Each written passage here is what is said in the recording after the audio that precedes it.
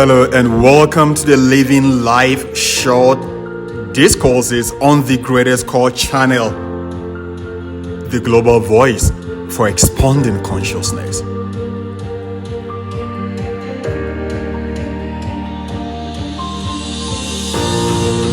Folks, how do you lead any field?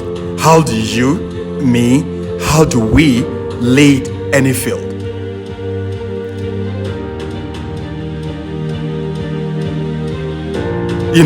Leading any field of interest. The how, as known by every great leader, is the topic of our discourse today.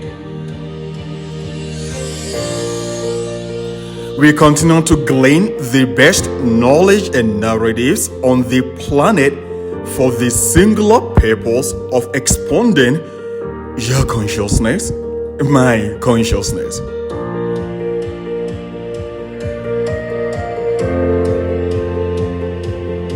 Is it our fertilization? It etched the beginning of our ensouling aspect of consciousness? Applying for school for your kid or yourself, looking for a job or even a place to live? Wanting to lead the competition?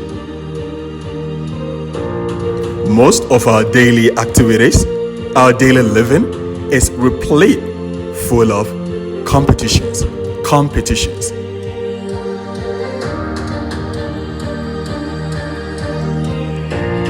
Vie with one another, so goes a good old book. So competition is inherently stamped, etched on our DNA and psyche. Every facet of our lives are full of it, especially the corporate world. And some of the worst forms of competitions that we've all seen are prevalent among suburban settlements. Oh my goodness. Suburban settlement, the competitions there, they mostly do graduate to unhealthy levels. Mostly, folks. Mostly.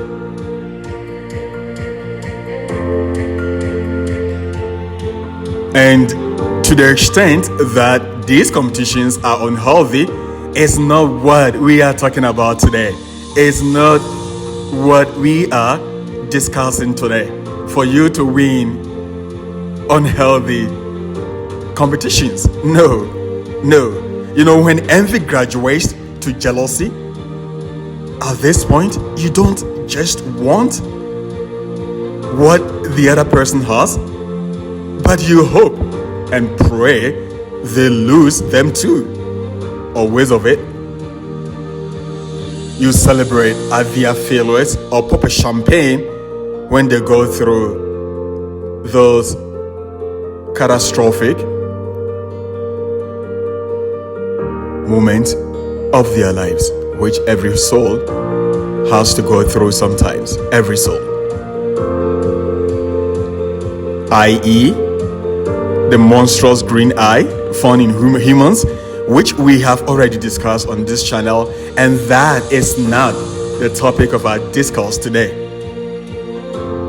We shall leave the monstrous DNA in humans on the end screen or the link below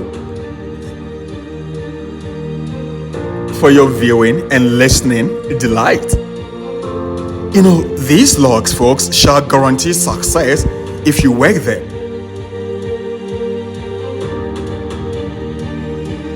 Just like all the laws we have touched on this channel,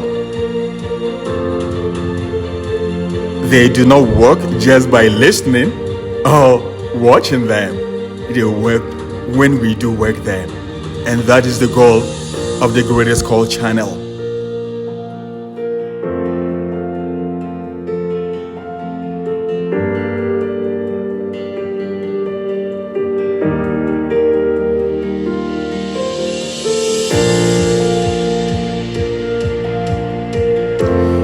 We do agree the best competition on the planet is to constantly challenge oneself. Again, the best competition anyone could enroll in constantly is with oneself. Albeit, you may use an outside marker as a datum. Always, the best competition is to constantly challenge oneself, thereby increasing the plateau of excellence, i.e., expansion of your consciousness, my consciousness. And as we all know, as we've all seen, that expansion is essentially infinite. Essentially infinite. So the discourse today is all about healthy competitions, which we mostly cannot do without, especially this time in our lives. They are part of us. Just like the good old book said, vie with one another in good works, meaning compete with each other in everything good. Everything good.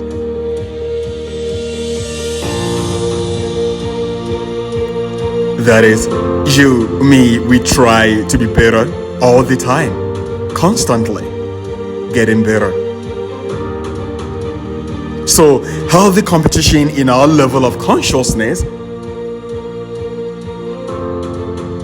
runs through our lives, and we cannot not live or sustain our society as it is now without it.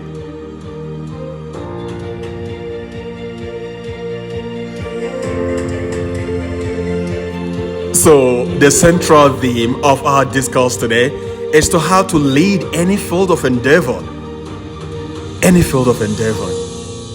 Whether it is getting admission into a college of your choice, whether it is leading your school in a competition, whether it is leading people through elections, any healthy competition which is entrenched in our society, do we today make known to you how to lead that particular field. That particular field. More than anything, folks, more importantly, we place these laws into your hands with trust. Again, with trust.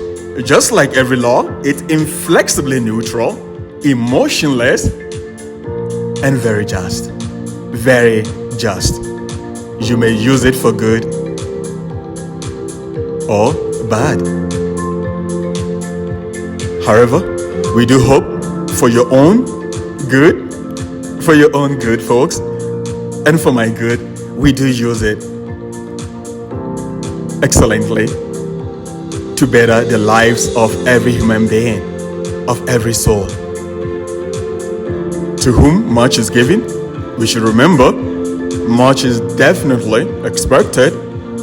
Let us use these laws wisely for our own good, for our own consciousness.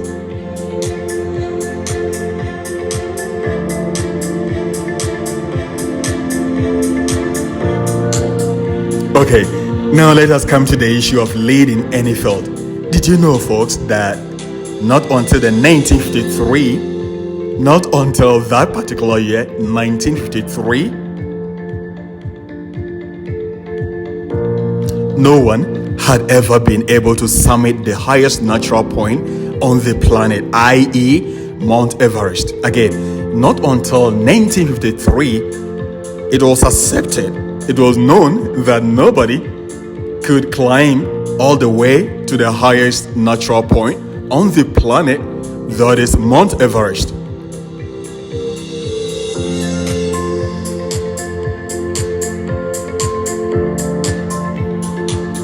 And two people, one British and the other Indian, by names Edward Hillary and Tenzin Norgay, became the first souls to challenge humanity, to push our barrier, to extend our frontiers and imagination. They were the first souls to do those amazing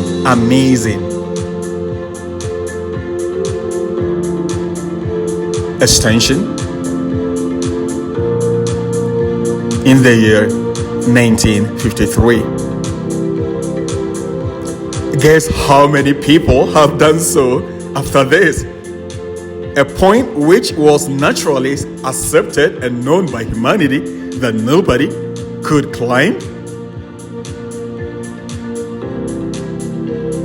eventually got summited by two people in 1953, and after they did it, over 6,000 people have been able to summit the highest natural point on our planet, Mount Everest.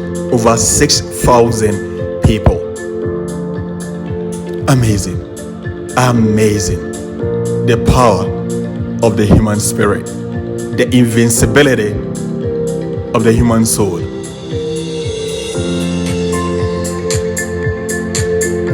The next year was equally amazing.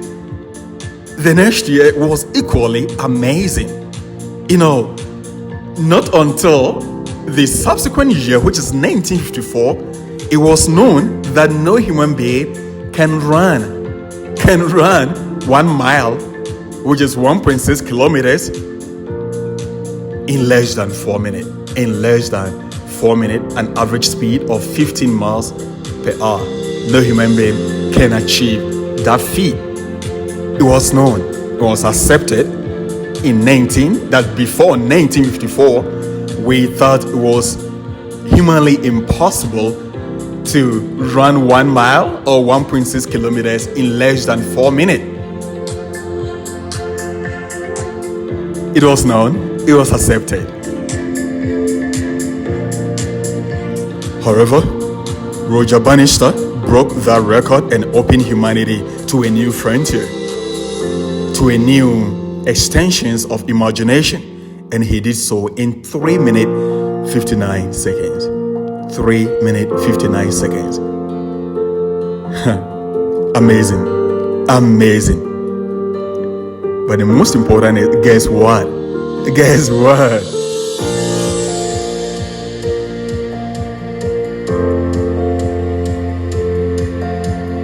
After him, after Roger Bannister did it in 1954, there have been over 1,700 people who have been able to complete and achieve this feat. 1,700 people have been able to do this. The incredible power of belief. Your speck of consciousness, my speck of consciousness.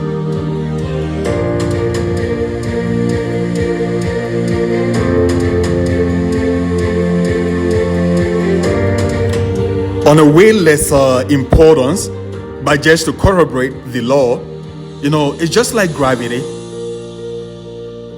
You could use the principle of gravity and density to sink a ship, just as you can use these same laws to sink a rubber ducky. A rubber ducky, a kid's rubber ducky. These same laws of gravity and density could sink both. From a tiny village in Africa to the United States for an MS in petroleum engineering, no one since the beginning of his school or his college had ever been able to successfully compete in their flagship research competition in the field of petroleum engineering since the beginning of the school. However, with determination and commitment, he won the department, represented his school at the regionals with almost every school in his region way better endowed and highly ranked than they were. However, he still believed he could win, so he did win, and then represented the United States with other two people from different regions in the country, and eventually came third globally eventually won the best Masters in Petroleum Engineering Research globally. Third best. Number 3. Numero 3. The most important reason for adding this not so important example is a year later, another person from the same school, which had never been successful in this particular competition, did not only win his department, the regionals, did not only represent the United States, but won globally, was the first, numero uno,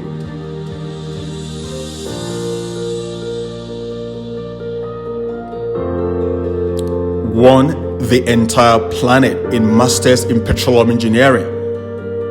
How is this even possible? Not until the first person did it, everybody thought because they were lowly ranked compared to the other schools in their region, there was no way for them to beat them. But when one person did it, the subsequent year, someone topped the whole planet. This is the history and destiny of humanity. Sadly, we always need someone to prime our pump.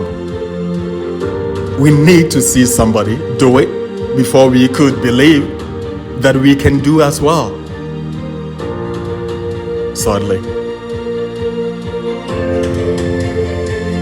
So folks, the most important question is why? Even after we all know how unique every being is, how unique you, how unique I, how unique we all are in our expansion of consciousness, but we still have to depend on precedent to fully unleash our capacities. Why is that? Why should I do something or get the confidence for achieving anything only and again only because we have seen someone like us do it?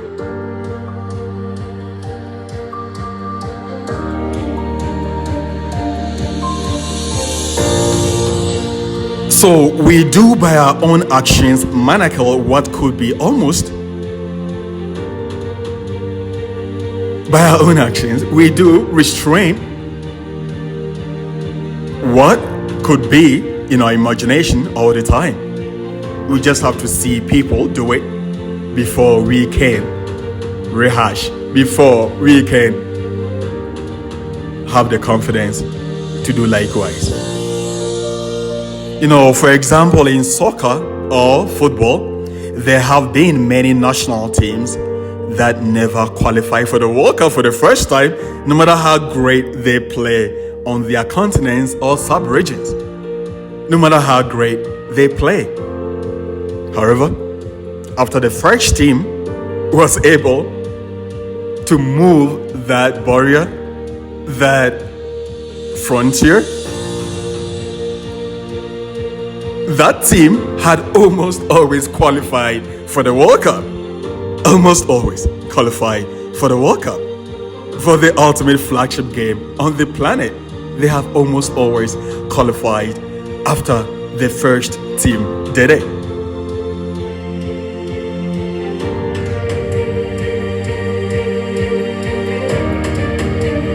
Again, the question is,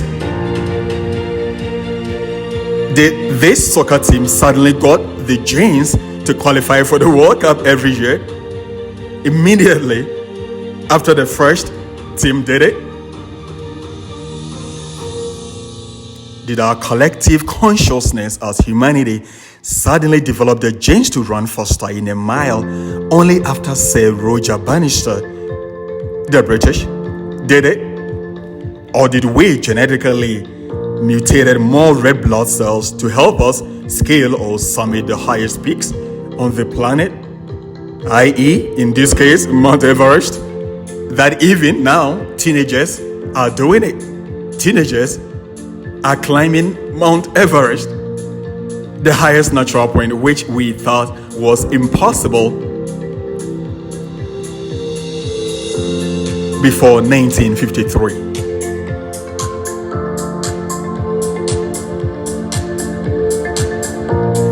For discerning minds like you folks, for discerning minds, we all do know that something else is at play. Something else is definitely at play here.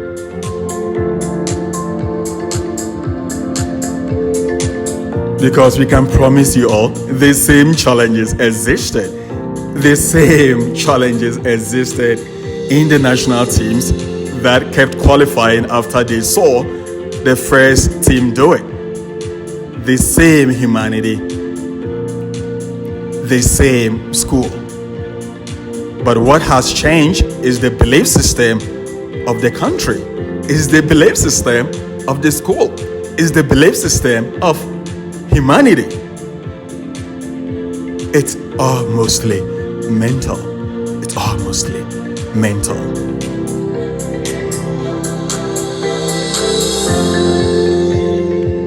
Belief systems are always mental and nothing else. So we all do know here that the variable here is our mental state and nothing else. Nothing.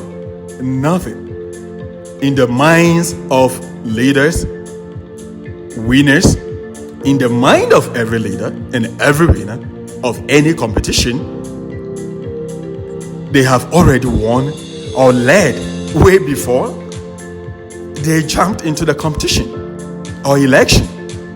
They have. They know. You will know. And I shall know. We shall all know, folks. We shall all know this, folks. And we do know.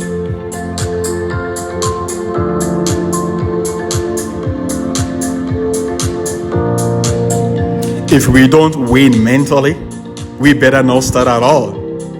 Not until you have mentally and comfortably accepted to win, not until I have mentally and comfortably accepted to lead, we should never try, because we are closer to losing than otherwise. We are.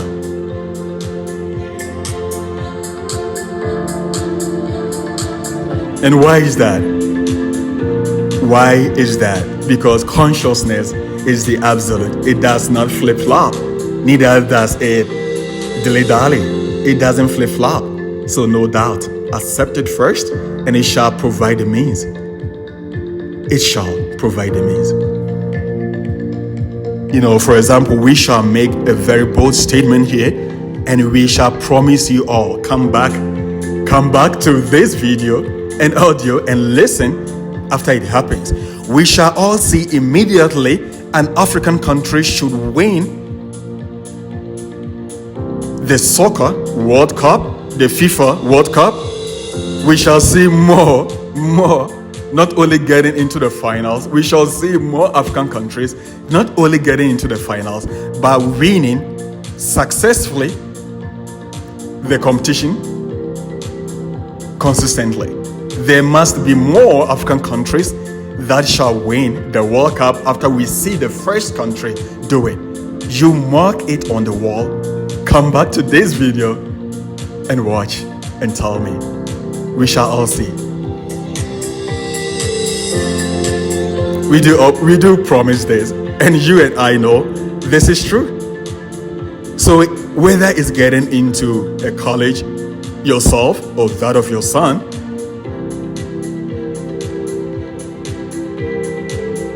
getting a job, everything that you have to compete with others, these same laws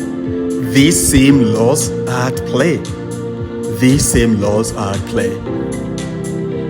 Let us use them for our own good. As previously articulated, we shall continue to condensate and glean the best knowledge and narratives for the purpose of expanding your consciousness and my consciousness.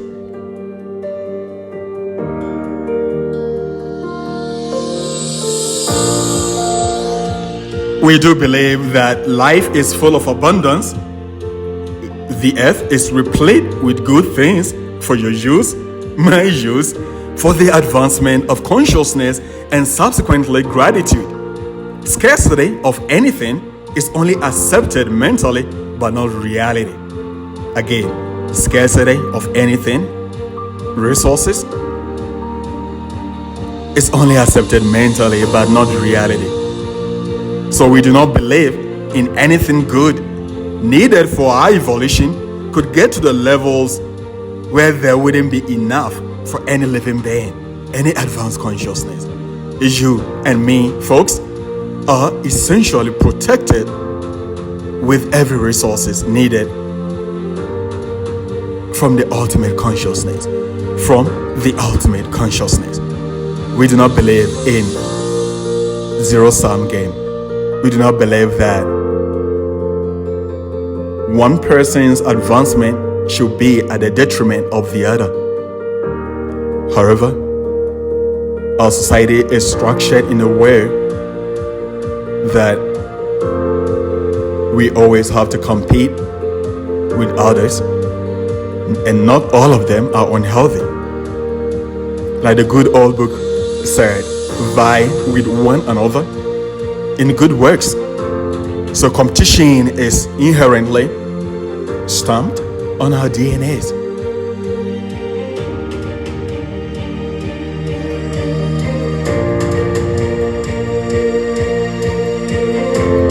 With this in mind, all winning, leading in any field, anytime, anywhere, begins mentally. It begins mentally. That's the first and most important step. Again, in any journey, the most important step is the first. And with a purified intention, the most important step after your intention is to win the competition coming forth mentally. Win mentally first. The mental preparation is the most important. After intention, which is also mental, that shall be the primer that shall catapult us to the heights desired, to any height we admire, to any condition we want, to any level of leadership we want.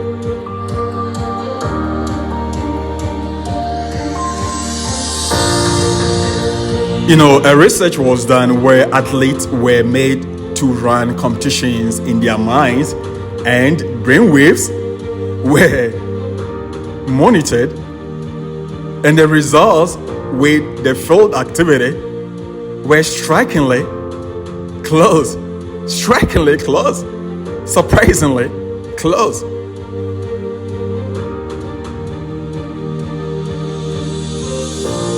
The results were absolutely stunning, that the same frequencies were measured, same muscles with their corresponding neurons were fired.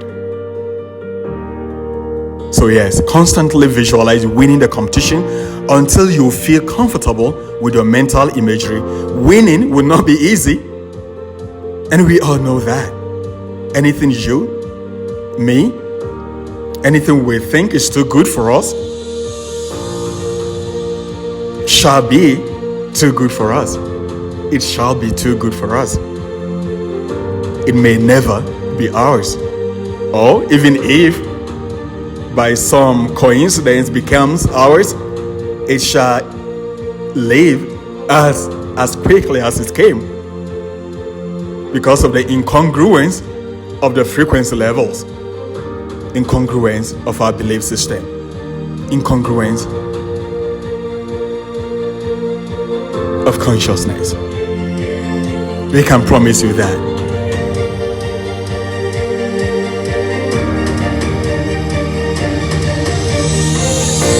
Again, all winners do so mentally, even at the beginning, before, most of the time before they even jump into the competition. You know, so instead of spending tons of time, money, resources just to practice in doubt, let us work on our belief systems first. Or concurrently, as we work on our belief systems, we keep on practicing,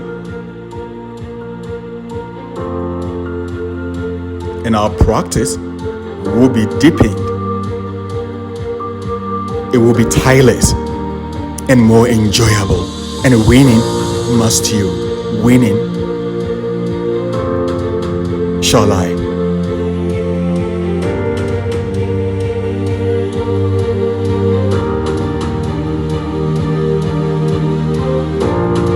So this is to all trying to win or lead anything, any field.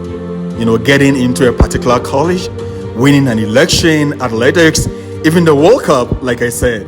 And I challenge all countries that really want to win to start prepping years mentally first. More especially if they have never won. If your company had never led. Start preparing yourself mentally. Start winning mentally first.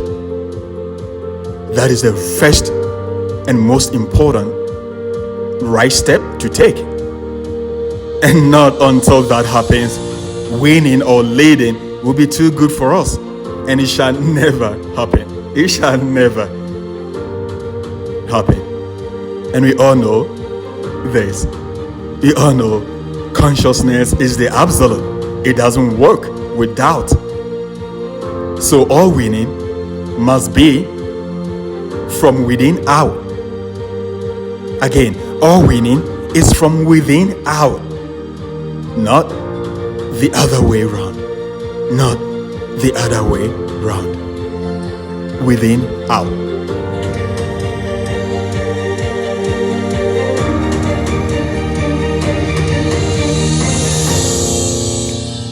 So let's compete mentally first till you may feel comfortable before we start with the physical preparations. As above, so below. As within, so without.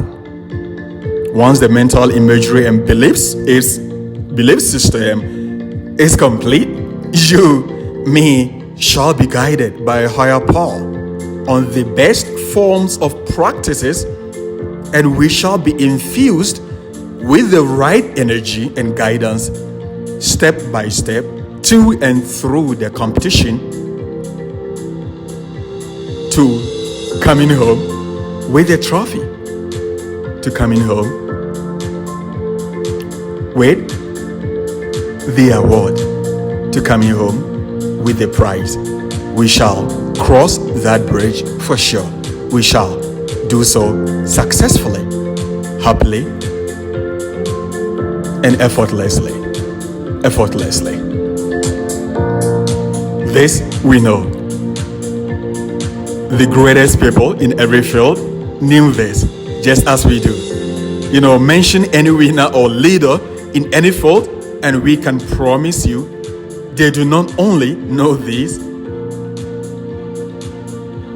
they live daily on these. They thrive on them. They thrive on them.